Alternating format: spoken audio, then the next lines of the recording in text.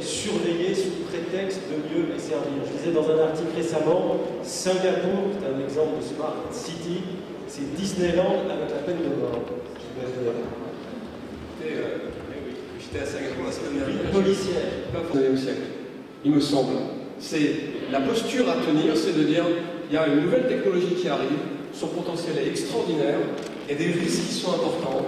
Eh bien, le lieu de la cité, l'agora, c'est le lieu qui va nous permettre de définir comment on va organiser cette société. Et ça n'a pas été encore fait. Et l'inquiétude que j'ai à l'égard de ce pays, c'est que on est trop souvent dans un débat manichéen. Je parle de l'éducation, on me dit oui, mais moi je suis pour l'humanisme et pour les professeurs. Est-ce que j'ai dit à un seul moment que je pensais qu'on allait faire disparaître les professeurs? Bien sûr que non, et je ne le pense pas qu'une seconde. Je pense que donc cette prise de conscience culturelle, cette dimension, elle n'a pas encore eu lieu. Il faut qu'elle ait lieu à tous les niveaux de la société, au niveau des citoyens, au niveau des élus, au niveau des chefs d'entreprise. Et je peux vous dire que j'y passe une partie conséquente de mon énergie. La rencontre avec le maire, ça se passe derrière moi, dont il est question aujourd'hui de parler comment organiser les villes. Les grandes villes, les mairies, le maire sont là pour en discuter. Alors on parle aujourd'hui de l'application Smart City. L'application Smart City apporte une certaine innovation dans le monde de numérique. Alors la numérisation des villes se font d'une manière exponentielle, donc une vitesse extraordinaire. Alors où il y a des attaques aussi parce qu'il y a des hackers qui sont là pour pouvoir saboter le travail fourni par les maires, et aussi ces Smart City apportent une certaine innovation, une valeur ajoutée par rapport aux travaux par exemple d'aménagement de la ville. Donc c'est quelque chose d'assez extraordinaire. C'est passe ici à l'hôtel des villes aujourd'hui mercredi, où tous les maires de grandes villes sont invités ici. Alors, on accoste 3-4 maires pour en discuter, pour savoir. D'ailleurs, j'ai vu l'ancien maire de Nancy, Rossinon, qui est maintenant, je crois qu'il est il est au conseil régional. Et il est en train de voir aussi comment donner l'impulsion à sa région, la Lorraine. Voilà, donc vraiment, c'est très intéressant. Et j'envisage, c'est un requiem d'ailleurs que je fais aujourd'hui par rapport à la RDC. Nous allons passer du 11 à 26 provinces. Et là, je pense que le maire vont avoir aussi cette capacité de s'y retrouver, afin de coordonner leurs efforts avec un grand pays comme la RDC qui fait 5 fois la France, 4 fois et demi la France. Donc c'est vraiment important de copier ces modèles qui est débattu aujourd'hui à l'Hôtel des Villes de Paris. Suivez. Merci. Voilà, nous sommes d'accord aujourd'hui. Freddy, hier, il était avec le Premier ministre en Allemagne. On a vu des reportages par rapport à la discussion, le discours de M. Valls, le Premier ministre français. On a vu aussi l'austérité que Mme Merkel demande à la France d'appliquer. C'est comme si l'Allemagne dirigeait la France. J'ai suivi un peu les débats là à travers mon confrère Freddy Moulongo, qui est accrédité à Matignon. Il nous a donné un peu le déroulé en fait tous les jours de ce qui s'est passé là-bas. C'est là où j'ai lu ces articles et j'ai compris que par rapport à l'euro, par rapport à l'Europe, c'est seulement l'Allemagne qui est sortie vainqueur de cette affaire. Qu'est-ce que tu en penses, Freddy? Oui, mais je pense que on a été avec le Premier ministre Manuel Valls à Berlin, mais je pense que la chancelière n'a pas sorti un chèque en blanc pour la France. Il y a une sorte d'animosité, enfin, par rapport à la France. On a l'impression qu'elle traîne les pieds, elle fait pas ses réformes, etc. Alors que l'Allemagne, parce que hier, au niveau de la BDI, la chancelière disait même qu'ils sont en train de faire un budget sans dette pour 2015. Budget sans dette. Ça veut dire que l'Allemagne, c'est une puissance. Il faut que la France, parce que c'est les deux pays, c'est les deux mamelles de l'Europe en fait, voilà. L'Allemagne et la France, mais il faut que la France puisse arriver encore au niveau de l'Allemagne, ce qui n'est pas facile avec plus de 10 millions de chômeurs, etc. etc. Et puis la croissance n'y est pas, les entreprises ferment, le chômage va de plus en plus grand. grandissant, je pense que c'est vraiment un problème. Il y a un scepticisme. Oui, un scepticisme, oui. C'est vrai qu'à travers ce scepticisme, nous sommes ici à Paris, à l'Hôtel des Villes, où les maires ne sont pas sceptiques. Ils essayent de faire évoluer leur ville. Les maires de grandes villes sont ici, sont de voir comment vivre les grandes villes du 3e millénaire. Et nous, en Afrique, on est toujours à la traîne. Mais tu sais, Roger, j'étais là ce matin et j'étais en train d'écouter les discours de tous ces maires qui sont là, qui essayent de voir la ville et l'intercommunalité par rapport à l'avenir des villes de France. Vous devez savoir que dans cette salle qui est derrière nous, il y a visité d'ailleurs. Voilà, il y a des maires qui sont de gauche, des droites, du centre, du Front National, mais tout le monde veut à ce que les villes françaises aillent de l'avant. Et là où c'est intéressant, c'est que la ville du 3e millénaire, c'est plus un chimère, c'est pas quelque chose qui est inatteignable, parce que on pense de plus en plus à la ville propre. Vous savez que le système de métro, enfin des trams, ça pousse par-ci par-là, mais il y a d'autres aspects qui est important. On nous a dit dans cette salle ici que, par exemple pour la ville de Paris, Madame Hidalgo veut consulter les Parisiens par rapport au projet qui touche Paris. C'est invraisemblable. C'est-à-dire que la démocratie des proximités. C'est-à-dire qu'il faut que les habitants puissent s'exprimer par rapport au projet. Le projet ne va plus tomber des hauts vers les bas, mais que ce soit aussi les bas qui puissent s'exprimer. Mais c'est quand même une très bonne chose. Alors j'ai pensé, par exemple, pour nous qui avons vécu à Kinshasa, est-ce que, par exemple, commune ya Bandal, Nakasavubu, ils ne peuvent pas s'entendre, le réseau de la commune voisine, par exemple, mettre en commun, par exemple, à Taximo, Bandal, Kassavo. Est-ce que ça, c'est des choses qu'on peut arriver? C'est une bonne idée. Tu vois, est-ce que c'est des choses qu'on peut arriver à faire? Par exemple, au lieu que tout ça, on essaie de faire 2 ou 3 grands petits marchés, mais où on se partage les taxes et tout ça, sans que Kimbuta prenne ses taxes pour aller acheter son chanvre ou quoi. Ça. Donc, c'est des choses qu'on peut arriver à faire. Mais simplement, il faut que une certaine décentralisation se fasse dans notre pays. Il y a une sorte de... Comment je peux dire ça? Il y a une centralisation extrême dans notre pays. Est-ce que tu te rends compte que même Wenzo à Kimbansek, à Massina, tout ça, c'est Kimbuta qui récolte les recettes?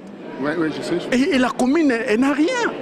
C'est invraisemblable. Il faudrait plutôt que l'hôtel de ville donne des moyens aux communes pour que les communes puissent fonctionner. Mais nous sommes ici, Roger, je ne sais pas, toi tu as suivi aussi des conférences, de voir comment est-ce que, alors là c'est la 14e édition, de voir comment est-ce que les hommes et les femmes qui sont élus, parce que ce sont des gens qui sont légitimes, qui sont élus, se battent pour que la France soit la France, malgré leur couleur politique, ce qui n'est pas le cas chez nous. Mais ce que je suis observé ici, je vis, comme je disais, maire de Nancy, là où j'ai vécu, j'ai passé 7 ans à Nancy, l'ancien maire de Nancy, Rossino, a tenu un discours tout à l'heure d'ailleurs, un discours important concernant les régions, parce qu'il n'est plus maintenant maire, il est maintenant conseiller régional.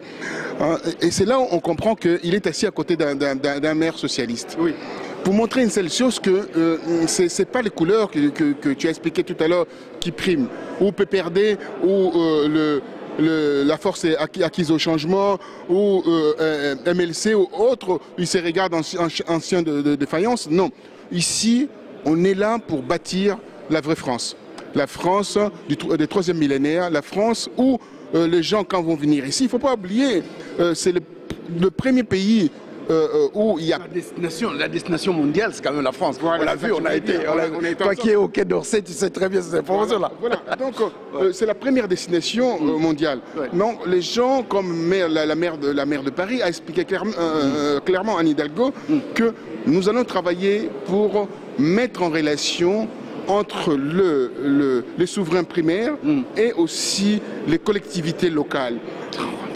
C'est-à-dire que vous avez votre smartphone, vous avez besoin de poser la question au maire ou bien à la mairie, vous avez la réponse instantanée. Tout à fait. Tout à fait. Vous voulez aller à un endroit, vous utilisez votre smartphone, c'est-à-dire qu'ils vont privilégier les smartphones. C'est cet outil extraordinaire. qui va permettre ce qu'on appelle le Smart City. Donc ça sera entre nous et la cité. Ça va permettre à la fois d'être en relation avec tout ce qui se passe dans la ville. Mais Roger, est-ce que tu te rends compte, par exemple, que quand on prend les métros actuellement, tu peux savoir à peu près par rapport à ta correspondance quel temps il reste, quel bus tu peux prendre, etc. Mais c'est des choses formidables. C'est qui n'existait pas il y a une quinzaine d'années ou une vingtaine d'années lorsque nous arrivions ici.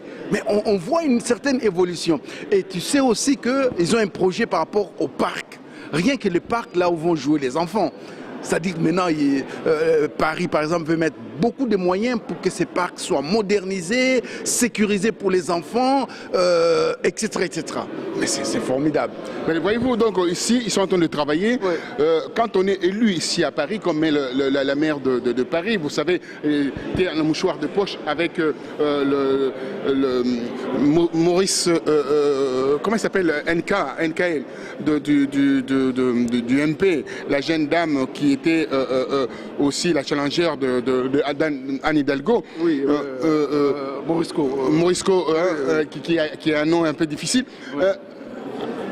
C'est-à-dire que quand on est élu ici pour dire, c'est-à-dire qu'on doit répondre à ce que le peuple a demandé. On doit répondre à ce que vous avez marqué dans votre programme. Or, Kimbuta, le fumeur de chambre, bien entendu, comme Freddy a dit tout à l'heure,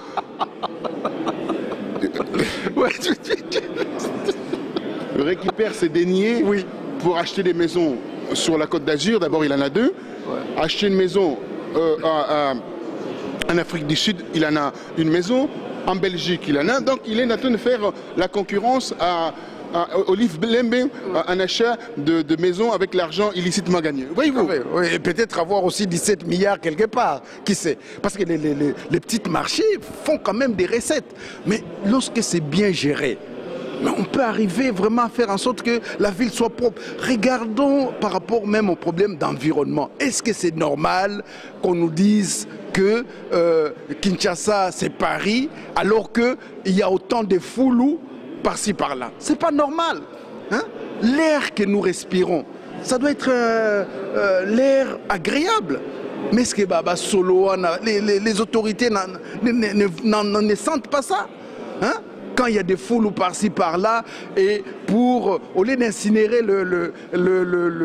les déchets, et ils arrivent à Yarotumba. Donc il y a une différence entre incinérer et brûler. Et ils brûlent. Et en plus, ces émanations toxiques descendent dans les maisons, touchent les poumons des enfants et créent des situations terribles au niveau sanitaire, au niveau aussi santé. Donc qu'est-ce qui se passe? Il se passe que ces enfants-là, pour aller se faire soigner, il faut qu'ils sortent encore l'argent pour aller à l'hôpital de cinquantenaire là. Le cinquantenaire là, ils n'auront même pas droit à cet hôpital. Mais ils ne peuvent même pas payer. Ils n'arrivent même pas à payer. Et que dire des fonctionnaires? Lorsqu'ils tombent malades, d'abord ils arrivent très en retard au boulot, donc quand ils sont malades, donc ils prennent des congés. Mais il y a aussi un autre aspect par rapport à l'aspect sanitaire. Tu sais, Roger, que maintenant, lorsqu'il pleut à Kinshasa, les gens ouvrent les vannes de l'air faux septique pour les laisser balader comme ça dans la rue. C'est incroyable. Est-ce que nous n'avons pas la possibilité d'avoir, je ne sais pas, une agence sanitaire qui veille à ce que chaque commune soit propre, que les toilettes... Mais oui, bien sûr. On visitait les maisons. Mais oui, les Pompakis, toi tu te rappelles les Pompakis quand ils venaient? Mais oui. Donc quand ils venaient avec les fumigènes là, et puis nous on entrait dans Samilinga, tout ça, mais c'était vraiment pour désinfecter les maisons. Mais aujourd'hui... Aujourd'hui, on ne peut pas nous dire que, Banda le commis Paris, il ne faut pas nous dire des choses qui ne tiennent pas debout.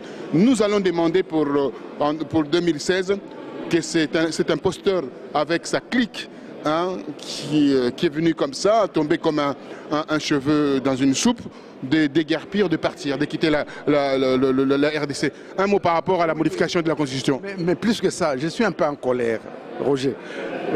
J'étais en Allemagne et j'ai vu une vidéo où Nzanga Mobutu devient un opposant. Mais je me dis, mais nous sommes en train d'avoir ce qu'on dit Pongaba bébé.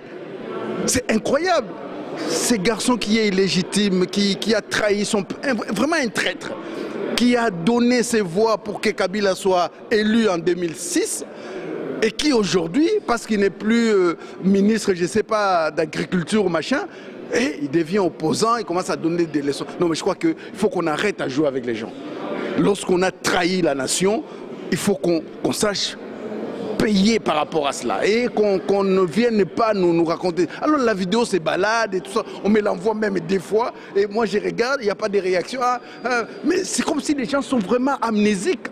Donc non, c'est pas possible. Moi je crois que j'écrirai quelque chose là-dessus. Non, voilà, donc vous êtes averti. Ils ont fait ça Kanda. Vous êtes averti que Nzanga Mobutu, avec les démos, je me rappelle bien Kinshasa, il avait donné ses voix à cet imposteur.